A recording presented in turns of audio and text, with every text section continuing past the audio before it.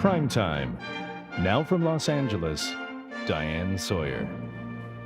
After years of legal wrangling, the trial has finally begun, and we'll tell you the new turns in the story.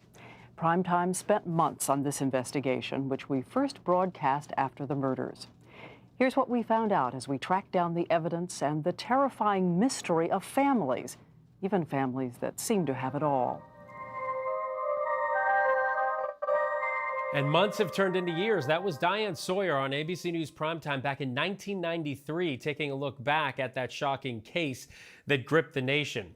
ABC News has been following all of the twists and turns in the Menendez brothers case for more than 3 decades now. And today we are still bringing you the latest. Eric and Lyle Menendez now facing a new setback in their fight for freedom. Just yesterday, the Los Angeles District Attorney said he opposes their bid for a new trial. The brothers shot and killed their parents in 1989 and were sentenced to life in prison without the possibility of parole. ABC News legal contributor Brian Buckmeyer joins me now to break all this down. Brian, good to see you. We were here yesterday together at the desk when the decision came down. I'm wondering, District Attorney Nathan Hochman said that he doubted the authenticity of what the Menendez legal team says is fresh evidence that would warrant then a new trial. What do you think his thinking is here?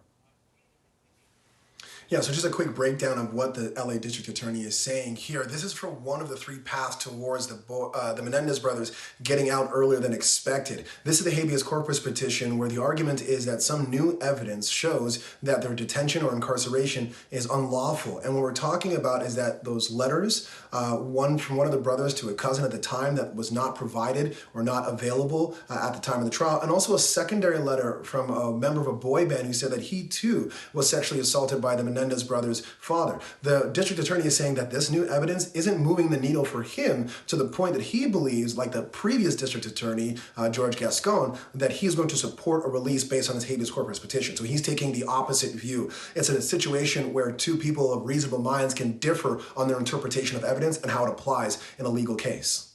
Brian, the district attorney's recommendation comes just about is new month, evidence, including a one letter month before their resentencing hearing, I should say. What do you make of the timing here?